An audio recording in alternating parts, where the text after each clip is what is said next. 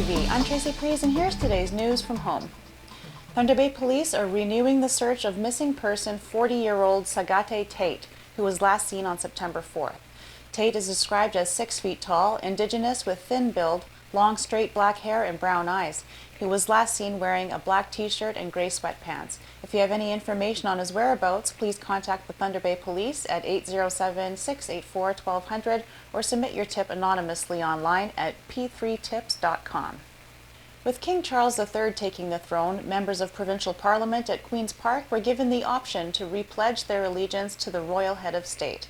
NDP MPP Sol Mamakwa opted not to participate, citing the complex relationship between the First Nations people and the Crown.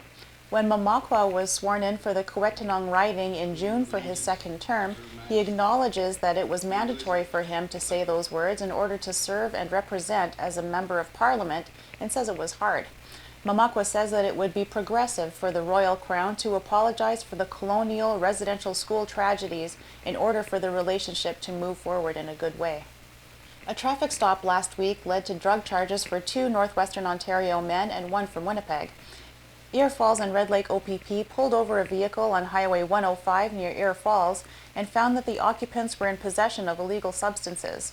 The officers then obtained a search warrant for a residence and seized more than 30 grams of methamphetamine, 19 hydromorphone pills, a gram of cocaine, 2 knives, 2 canisters of bear spray, and $1,200 in cash.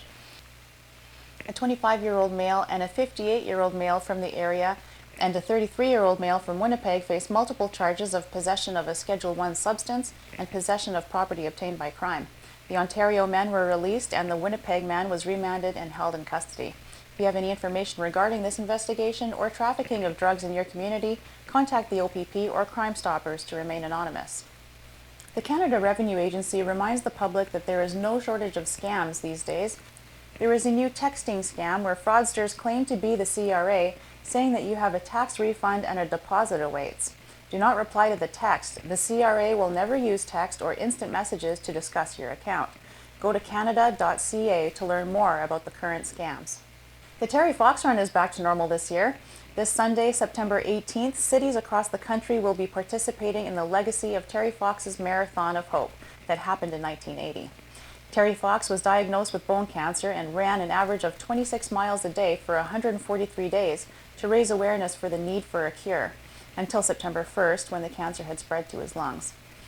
The National Run to raise cancer awareness has different starting times in every city, so check your local media for start times. And that's your Home TV News Update for this hour. I'm Tracy Priest. Have a great day.